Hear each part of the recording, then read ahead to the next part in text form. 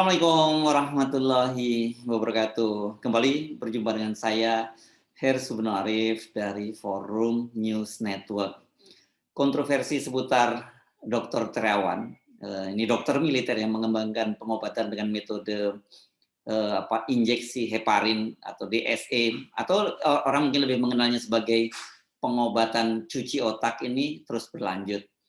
Ini menyusul keputusan muktamar Ikatan Dokter Indonesia di Banda Aceh yang baru lalu untuk mengeksekusi rekomendasi Majelis Kode Etik Kedokteran yang berisi pemecatan Dr. Terawan sebagai anggota IDI itu. Pengurus besar IDI di bawah Ketua Umum Dr. Adib Humaydi jadi bulan-bulanan. Banyak tokoh, petinggi negara, anggota DPR yang membela dan mendukung Dr. Terawan. Menteri Hukum dan HAM Yasona Lauli bahkan menyatakan ingin merevisi Undang-Undang Kedokteran dan Undang-Undang Praktik Kedokteran. Mantan Menteri Kesehatan Siti Fadilah Supari juga termasuk dalam barisan pendukung Dr. Terawan. Situasinya menjadi kian kacau ketika buzzer pemecah belah bangsa ikut memperkeruh suasana. Mereka membuli habis Ketua Umum IDI, Dr. Adib Humaydi, karena ternyata dia pernah kedapatan menjadi pengurus Majelis Ulama Indonesia dan tampilannya itu berjenggot. Adib dan IDI disebut sebagai organisasi kadrun dan mendesak pemerintah untuk membubarkan. Desakan agar IDI dibubarkan juga muncul dari anggota Komisi 9 dari Partai Nasdem, Irma Chaniago. Bagaimana sebenarnya duduk persoalan Terawan ini? Saya mengajak Anda mengikuti cuplikan dari jalannya rapat kerja di Komisi 9 dengan pengurus besar IDI yang berlangsung kemarin ya. Situasinya sejak awal sudah panas karena para anggota Dewan ini mayoritas adalah pendukung Terawan dan mereka itu mengaku sebagian besar adalah pasien yang sangat terbantu dengan pengobatan Dr. Terawan. Setelah di DSA saya, ini di DSA Pak, nggak ada masalah saya. Dan saya di DSA setelah kasus ini berkembang, artinya sudah melebar kemana-mana gitu. Saya sudah tahu persis bahwa ini ada masalah di DSA oleh IDI. Tapi saya tetap datang Pak DSA. Karena kemauan saya sendiri. Apa yang salah? Yang terakhir bagian yang ingin saya sampaikan. Bagian pertama, mungkin nanti kalau direspon ada bagian kedua. Bagian pertama ini begini. Ya ini dipercepat Ibu Tua. Bapak Ibu, kalau misalnya ini Dokter Terawan ini sudah dipecat, menurut Bapak Ibu ada lagi nggak solusi untuk dia? Apalah yang bisa kita lakukan untuk Dokter Terawan supaya dia jangan sampai teraniaya seperti itu? Sebentar lagi Bapak ini udah mau pensiun. Masa di akhir usia masa dinasnya seperti ini kita perlakukan yang tidak terhormat dengan cara tidak baik? Saya Pak waktu di SPAD, waktu saya duduk hanya beberapa saat di situ tuh, saya melihat ada beberapa profesor dari Amerika. Bukan profesor abal-abal, saya tahu, karena saya juga dosen dulu Pak. Mereka tuh menjelaskan banyak hal, termasuk soal terapi Vagnus, juga termasuk soal DSA. Saya lagi di situ Pak, ada beberapa orang. Nah, apakah misalnya itu tidak bisa dijadikan sebagai dasar kita untuk memberikan katakanlah memulihkan kembali nama baik Dr. Terawan. Intinya saya ingin agar IDI ini tetap memiliki legitimasi dan martabat yang tinggi dalam rangka membina anggotanya seperti yang terdapat dalam ADRT-nya, tetapi Dr. Terawan juga jangan sampai dipermalukan. Saya khawatir Bapak Ibu Saudara, kalau dia tetap diberhentikan secara permanen dari keanggotaan IDI, dia tidak bisa praktek lagi sebagaimana sesuai aturan yang ada. Konsekuensinya adalah orang akan tetap datang ke Dr. Terawan minta tolong. Tolong saya Pak di DSA, tolong saya Pak diobati. Tolong, dan Dr. Terawan ini ada banyak pasiennya yang sembuh. Teman saya kemarin Pak ada sembuh Pak. Saya saksikan sendiri sembuh, sekarang udah sehat. Tetap datang Pak. Kalau dia tetap datang, apakah dia boleh berpraktek atau tidak? Apakah harus minta izin dari bapak-bapak IDI untuk berpraktek atau tidak? Kalau dia tidak minta izin dan dia tetap melakukan praktek, justru yang sebaliknya terjadi adalah IDI ini wibawanya terdegradasi. Bagaimana penjelasan dari Majelis Kode Etik Kedokteran IDI? Nah, tensi rapat ini menjadi naik kembali ketika salah satu sesepuh Majelis Kode Etik Kedokteran Profesor Dr. Rianto Setiabudi, ini seorang ahli farmakologi medis, mengatakan bahwa gelar Dr. Terawan yang diperoleh dari Unhas itu mengandung persoalan. Para tim penguji katanya sejak awal mengetahui cacat pada metode DSA yang diajukan sebagai bahan disertasi. Namun Terawan tetap diloloskan karena para tim penguji itu mendapat tekanan. Saya bisa merasakan keresahan, kegundahan dari bapak-bapak anggota dewan yang terhormat. Ibu juga, Pak. Ibu juga, bukan hanya bapak-bapak, Pak, Ibu juga. Bapak dan Ibu juga. Nah, perkenankanlah saya mencoba menjawab sebagian daripada keresahan itu. Salah satu keresahan yang saya rasakan adalah mengapa orang yang sudah dapat pengalaman, pengetahuan begitu tinggi, sudah mencapai S3, kok masih dipersoalkan kesahihan penemuannya. Kira-kira seperti itu ya. Nah, dengan segala kerendahan hati, perkenankanlah saya memberikan sedikit komentar mengenai disertasi Dr. Terawan itu. Tidak untuk mendowngrade beliau, tidak, tapi untuk kita saja di sini ya. Jadi ada bagian-bagian tertentu dari disertasi itu yang mengandung kelemahan-kelemahan substansial. Pertama, menggunakan heparin. Jadi kira-kira begini, DSA itu adalah sesuatu metode ya. Metode radiologi memasukkan kateter dari suatu pembuluh darah di paha sampai ke otak, di sana dilepaskan kontras. Kontras itu nanti akan menunjukkan di mana letak mampetnya itu. Nah, supaya ujung kateter itu tetap terbuka, diberikanlah sedikit dosis kecil heparin untuk mencegah bekuan darah di ujung kateter. Jadi, dosis yang kecil ini tidak bisa diharapkan untuk merontokkan gumpalan darah itu. Jadi hanya sekedar mencegah mampetnya bekuan darah di ini. Jadi ketika itu digunakan, maka timbul masalah yang besar sekali, yaitu yang digunakan ini adalah orang-orang stroke, yang stroke-nya sudah lebih dari 1 bulan. Jadi bekuan darah itu sudah mengeras di situ, dan tidak mungkin kita cari di literatur manapun yang menunjukkan bahwa heparin efektif untuk merontokkan, melarutkan bekuan darah seperti itu. Jadi yang bisa melarutkan bekuan darah seperti itu adalah zat lain yang disebut thrombolytic agents. Itu pun hanya akan efektif kalau bekuan darah itu di otak yang menimbulkan stroke itu umurnya baru beberapa jam. Ini sudah 1 bulan lebih dan dipakainya bukan obat untuk meluruhkan itu. Jadi timbul masalah besar di situ. Kemudian yang melakukan uji klinik ini adalah penelitian yang tidak punya kelompok pembanding, tidak punya kontrol. Di dalam dunia ilmu pengetahuan, saya paham Bapak Ibu sekalian yang terhormat di sini tidak sehari-hari berkecimpung dalam uji klinik ya. Tapi uji klinik yang benar akan mengatakan kita sulit sekali akan menerima kesahihan penelitian yang tanpa pembanding. Ini adalah desain penelitian yang cacat besar sebetulnya. Ya. Nah, itu terjadi dalam penelitian ini. Yang ketiga adalah Pimpinan. Saya sebelumnya Prof dari spesialis apa, Prof? Dari mana? Spesialis apa, Prof? Izin, pimpinan. Saya spesialis farmakologi klinik yang mendalami bidang obat. Spesialis? Farmakologi klinik. Oke. Ya. Ya. Silakan lanjut. Ya. Yang ketiga adalah beliau menggunakan tolok ukur keberhasilan, menggunakan parameter yang kita sebut parameter pengganti, surrogate, yaitu pelebaran pembuluh darah atau evoke muscle potential. Seharusnya satu uji klinik yang baik, tolok ukurnya tidak boleh itu, tapi perbaikan yang betul-betul dirasakan manfaatnya oleh pasien. Misalnya, tadinya dia nggak bisa ngurus diri, sekarang bisa ngurus diri. Tadinya nggak bisa jalan, sekarang bisa jalan. Itu adalah tolok ukur yang benar. Ya, jadi itu kelemahan yang ketiga. Keempat, dasar penentuan besar sampelnya 75 orang itu tidak jelas. Dan yang kelima, dia menggunakan sesuatu prosedur diagnostik yang digunakan untuk prosedur terapeutik.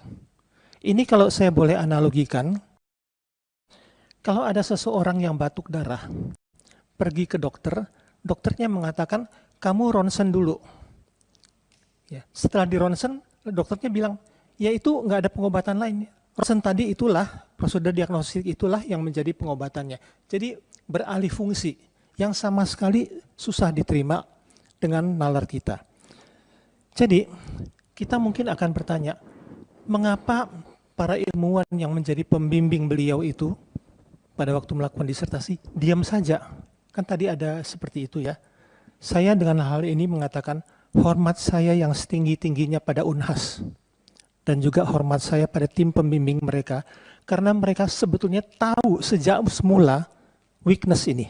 Mereka tahu. Cuma mereka terpaksa mengiyakannya karena ada konon, ada tekanan eksternal yang saya sama sekali juga tidak tahu itu bentuknya apa. Jadi itu barangkali beberapa tambahan yang bisa saya sampaikan. Terima kasih banyak atas perhatiannya. Penjelasan Dr. Prianto langsung mengundang protes dari dua anggota DPR RI, Rahmat Handoyo dan Saleh Daulay. Ini dunia akademisi, dunia ilmuwan, nggak bisa digunakan dengan tata cara retorika maupun yang lain. Disertasi itu tidak disertakan kepada pembimbing, ada pengujian, ada uji publik yang ujian keseluruhan. Saya nggak bermaksud itu ya, tadi kan menyampaikan kan mestinya saya justru berharap bahwa disertasi yang disampaikan oleh Prof. Terawan karena sudah Prof itu, mestinya harus digunakan dengan menggunakan pendekatan keilmuan juga. Jangan menggunakan publik bahwa Begono begini secara keilmuan, tapi digunakan disertasi juga gitu loh. Tapi kalau menggunakan pendekatan seperti ini berarti, mohon maaf, apa yang dilakukan oleh pembimbing, apa yang dilakukan uji tertutup, ujian terbuka, itu kan profesor, dokter-dokter semua. Berarti bullshit semua itu. Jadi nggak paham semuanya, berarti Bapak yang benar, ID yang benar. Kecuali kalau ID menggunakan ranah keilmiah, mengumpulkan profesor-profesor, baru saya hormat itu. Tapi kalau, mohon maaf, yang disampaikan ini kan baru pendekatan yang disampaikan oleh Prof. Kalau Prof menggunakan pendekatan keilmuan, menggunakan pendekatan saintifik, luar biasa. Tapi menggunakan ranah keilmuan juga. Unhas luar biasa sebagai universitas tertua di Indonesia Timur. Pasti ada ujian publik, ada ujian terbuka, ujian tertutup, di situ banyak profesor. Ya. Mohon maaf, apakah begitu berarti kan ranah saya berpikir ini profesor-profesor banyak terjadi perdebatan. Ya. Hal yang biasa. Kalau terjadi ranah ilmuwan apakah ada pembanding, itu kan strategi. Saya lagi mengambil doktor juga, mohon maaf, bukan pamer. Tapi ranah yang disampaikan oleh Prof tadi, saya agak kepikiran, agak sempit juga mikirnya kok belum ada data-data yang ada pembanding sudah dijustifikasi seolah salah. Bahkan apa yang disampaikan oleh Prof itu adalah salah. Apa yang disampaikan strateginya adalah keliru. Saya agak berpikir itu loh. Bukan menjustifikasi bahwa yang disampaikan oleh Prof itu salah, tidak. Tapi kok sesederhana itu gitu loh. Mestinya buku dijawab dengan buku lah. Ya, buku dengan buku, ilmiah dengan ilmiah, profesor dengan kumpulin profesor. Artinya di publik ini sudah terbelah. Dokter pun saya tadi kesini telepon 50% mendukung, 50% tidak. Guru besar pun juga 50% mendukung tidak. Kemudian ilmu hukum pun ketika terjadi diskusi ada pro dan kontra. Tapi jangan dijustifikasi soal itu etik. Sehingga rakyat butuh transparansi. Karena yang tadi jelas tadi sampaikan aja paling nggak ada sampai saya yakin percaya yang memviralkan tidak akan dipecat. Saya betul sama saya. Taruhan saya berani saya. Yang memviralkan nggak akan dipecat. Karena tidak melanggar Untuk etik. itu saya kira kita lebih baik kalau bicara benar dan salah, Bapak pasti benar. Makanya tadi menyambung apa yang disampaikan oleh Pak Ketum Pak Adib ya. Ada ruang setuju saya. Tapi kalau ruang tidak bermartabat susah, tidak ketemu. Bahkan saya sempat membaca ini pokoknya Prof Terawan ini adalah salah mengakui salah kepada publik. Saya sudah baca kok. Tapi nggak saya sebutkan di sini. Saya membaca resmi dari pengurus ID. Mohon maaf kalau salah ya. Saya ada bukti itu. Saya juga dikirimi kok Pak. Untuk itu artinya kita bicara dengan adat ketimuran dengan martabat. Kalau ternyata martabat itu yang mendudukkan Pak Terawan itu salah, kemudian minta maaf kepada masyarakat, kemudian penelitian di SA itu diambil oleh negara, itu rumusannya begitu. Untuk negara ambil tangan, turun tangan untuk meneliti ketika hasilnya diserahkan kepada negara. Lah mana ada nanti dokter penelitian ketika ada penelitian baru negara ikut campur tangan. Ini adalah ranah dari sisi hak paten. Nah untuk itu terlepas apapun saya hormati, saya bukan bermaksud menyalahkan, tapi saya juga balancing. Bahwa keilmuan harus dibandingkan dengan keilmuan. Scientific dengan scientific. Rumusan mana yang benar dan salah. Bapak tadi mengatakan bahwa yang disampaikan oleh Pak Terawan itu salah. Dari sisi teori maupun dari sisi rumusan penelitiannya. Jadi karena masih bingung saya. Kalau yang Oke. misalnya lewat Terawan, untuk itu Terima saya kira kasih. saya berkesimpulan hari ini lebih baik kita sampaikan kepada Pak Ketum, bagus terima kasih. Ada titik temu, ada titik tengah, tapi yang bermartabat. Begitu aja. Kalau bermartabat, silakan saja, silakan yang terbaik buat teman-teman. Saya nggak akan mendikte, itu kan ranah organisasi teman-teman. Begitu pimpinan, terima kasih. Terima kasih. Jadi kalau buku dijawab dengan buku. Sepanjang saya tahu juga saya juga orang yang bodoh Pak. Tapi ketika saya mengerjakan doktor juga ternyata nggak selesai-selesai juga, muter-muter juga. Silakan Pak Saleh Daulay. Terima kasih Ibu Doktor Nini Wafiroh. Ya, alumni Hawaii.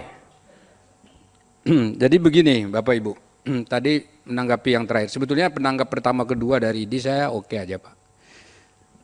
Tapi begitu masuk pada diskursus soal keilmuan dan macam-macam, nah ini bukan di sini forumnya Pak. Kita bisa berdebat panjang Pak, kita bisa buka Thomas Kuhn dulu Pak, soal metodologi dan paradigma ilmu pengetahuan. Jangan pakai paradigma sendiri Pak. Ya enggak? Ini bisa panjang.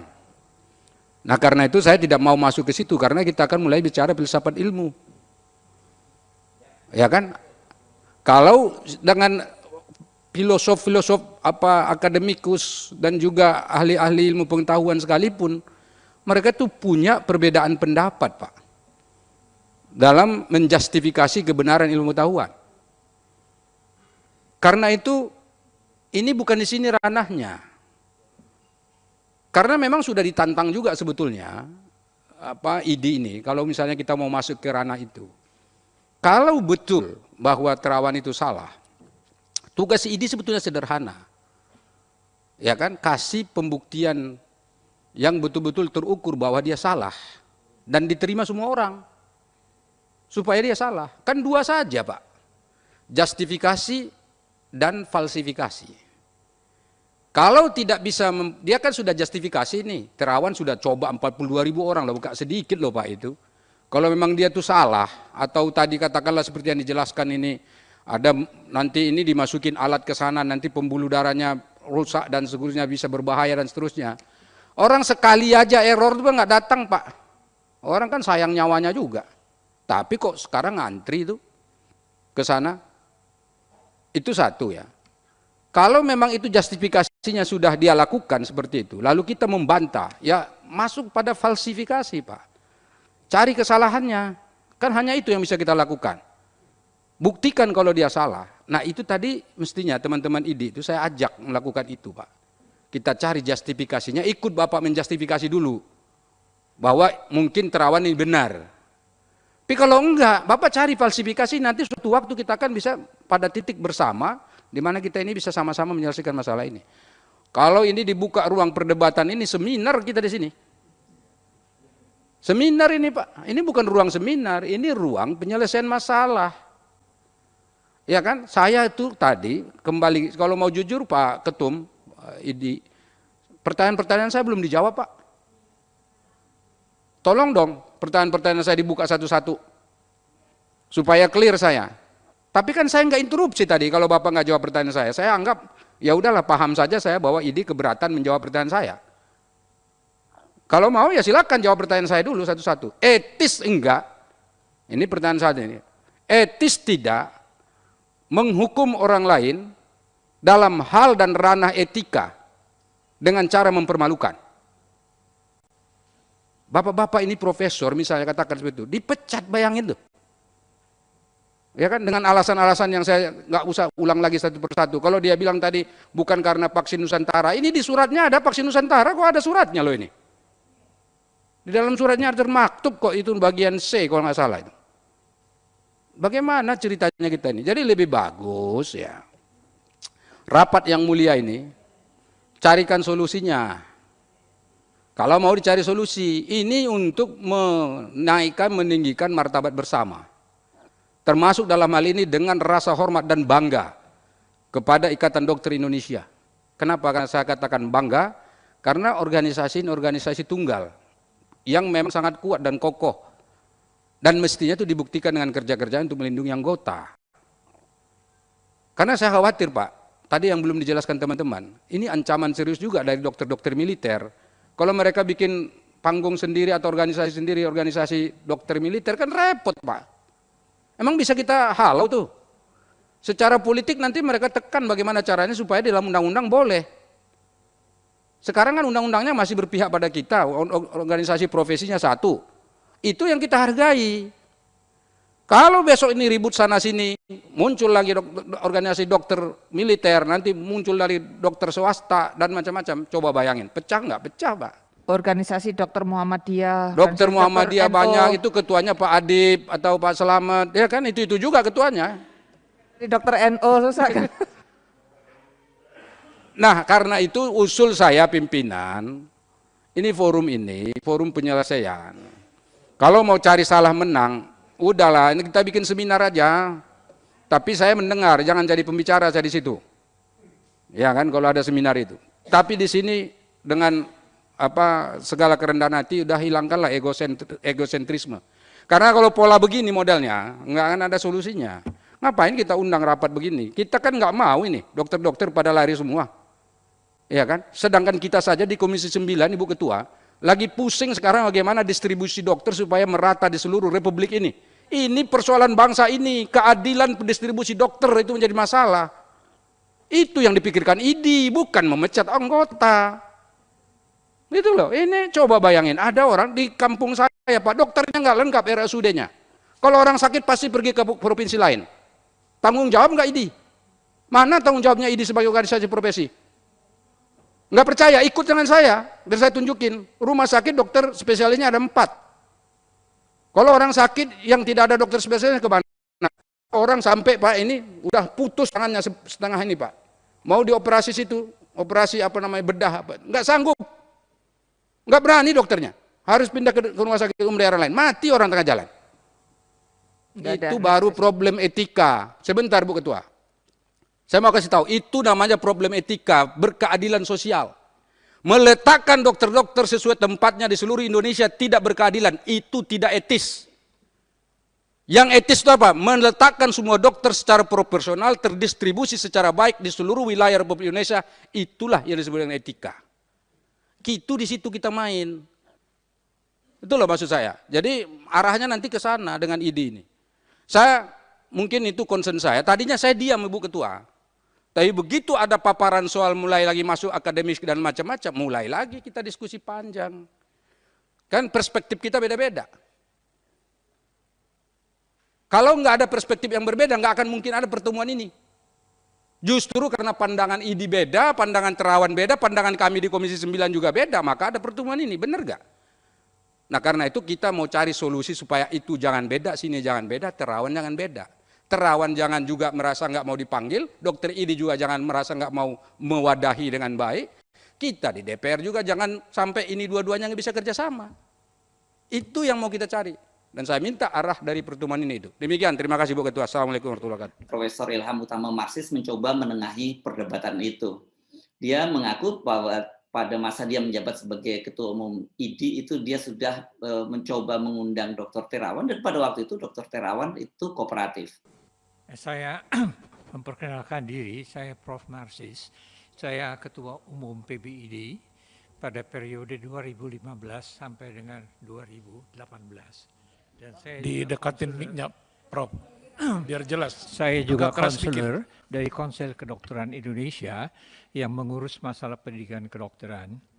Dan saya ingat bahwa berlarut-larutnya masalah ini karena pada waktu tahun 2018 kita tidak menuntaskan masalah ini.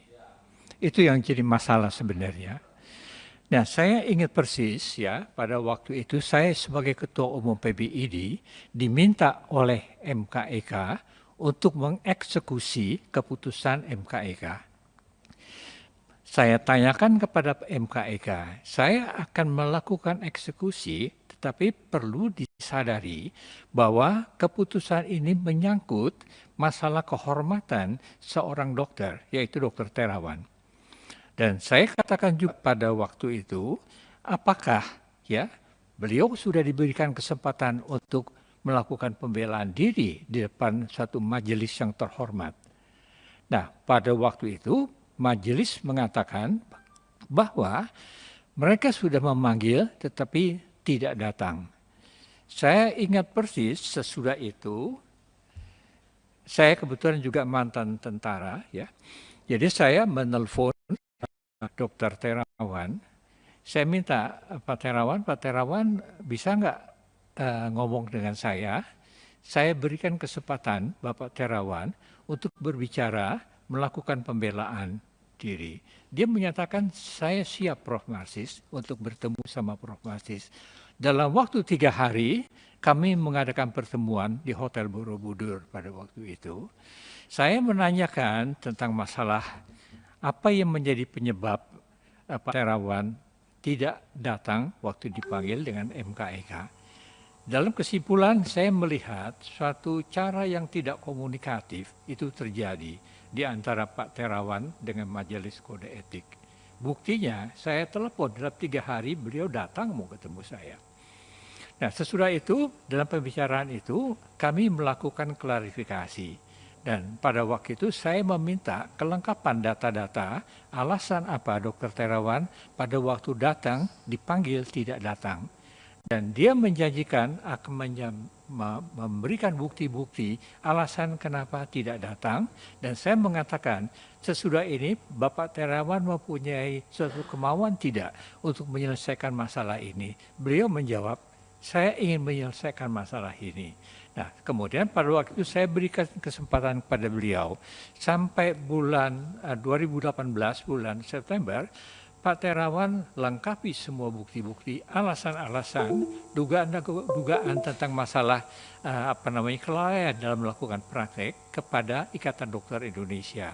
Nah, pada waktu itu kemudian disampaikan kesepakatan akan menyelesaikan masalah ini dengan terhormat. Tetapi sayangnya dalam perjalanan waktu komunikasi ini tidak terjadi dengan baik. Ya, dan kemudian dalam keputusan Samarinda diputuskanlah bahwa Dr. Terawan itu akan dieksekusi. Nah, saya menawarkan sebenarnya kalau seandainya dengan cara-cara yang terhormat baik untuk IDI maupun Terawan mampu menyelesaikan masalah ini sebagai masalah intern IDI, kenapa tidak diberikan kesempatan kepada kita?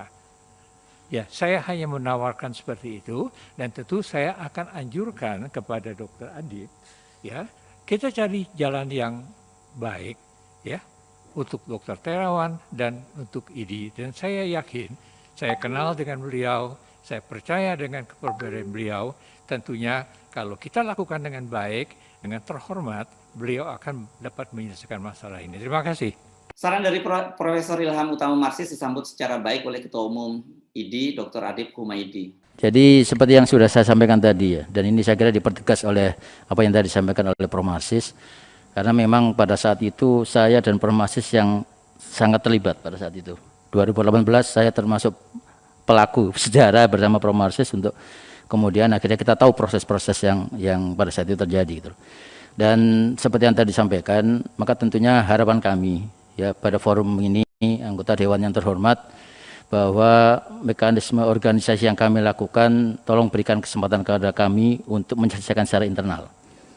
Dan kami akan tetap berusaha tadi. Jadi apa yang menjadi masukan bagi kami selama ini dan termasuk tadi masukan internal itu pun menjadi masukan buat kami dan khusus untuk kasus masalah ini terus terang kami pun tidak ingin ini menjadi gaduh. Karena kita harus melindungi semuanya sebenarnya. Bukan hanya melindungi diri juga, melindungi juga pihak-pihak anggota kami juga yang lain yang juga pernah mendapatkan permasalahan etik. Karena ini adalah sebuah tanggung jawab bersama. Bukan hanya personal pada satu atau dua orang. Dan ini menjadi satu kebijakan secara organisasi. Jadi sekali lagi pimpinan bahwa pada saat kemudian itu ada satu proses yang sekarang saya harus lakukan karena itu adalah amanah muktamar.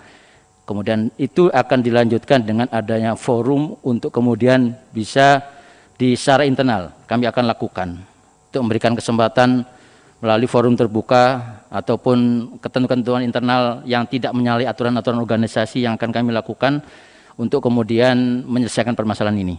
Jadi itu Pak Rahmat, kami tentunya akan melakukan upaya-upaya untuk itu dan mudah-mudahan kita bisa menyelesaikan secara internal dan tidak kemudian ada polemik-polemik yang saya kira kepentingan kami datang ke sini, Bu Pimpinan, sangat besar yang lain gitu loh. Ada hal-hal yang lain yang lebih besar yang sebenarnya kita harapkan. Termasuk yang tadi disampaikan maldistribusi ini menjadi concern buat kami gitu loh. Karena problemnya kami pun agak kesulitan karena ada problem regulasi daerah juga yang itu menjadi permasalahan-permasalahan yang kita dapatkan. Terakhir kemarin kita juga ke Sabang, saya mendapatkan teman-teman di Sabang, teman-teman dokter spesialis yang sudah tidak mendapatkan insentif. Sehingga bukan tidak mungkin nanti di Sabang, di Aceh, teman-teman spesialis akan kembali semua ke Banda Aceh. Nggak ada yang di Sabang. Ini sebuah kondisi realita yang hampir di semua wilayah. Nah, ini yang menjadi concern juga bagi kami. Jadi mudah-mudahan ini menjadi pembuka pintu untuk kita sering berkomunikasi dengan Komisi 9. Makasih pimpinan. Memang sebaiknya masalah kesehatan ini dikembalikan urusannya secara internal ke ID. Masalah kesehatan ini punya disiplin sendiri dan khusus di ID ada kode etik yang sangat ketat yang ditegakkan oleh MK tadi. Maklumlah ini kan menyangkut nyawa manusia, jadi tidak bisa sembarangan. Jangan dicampur adukan dengan urusan politik, kekuasaan, apalagi pembelahan cebong kampret yang selalu didengungkan kembali oleh para buzzer pemecah belah bangsa. Nggak ada urusannya dengan itu. Para buzzer ini memang bisanya hanya bikin kacau dan pecah belah bangsa saja. ID adalah organisasi profesional, anggotanya juga dari beragam etnis dan agama. Masih ingat ya dulu ketika framing soal ini yang dibangun oleh buzzer bahwa KPK itu menjadi sarang Taliban. Ternyata banyak sekali penyidik di KPK itu yang bersama dengan Novel Baswedan itu tidak semuanya Muslim. Etnisnya juga macam-macam, ada yang beragama Kristen, Katolik, bahkan Buddha. Jadi ketika itu kita hanya bisa senyum-senyum saja ketika seorang penyidik di KPK yang masuk yang tidak lolos TBK dan beragama Kristen, dia menyatakan bahwa saya bukan Taliban tapi saya Saliban. Saya Hersu Arif, sampai jumpa lagi. Assalamualaikum warahmatullahi wabarakatuh.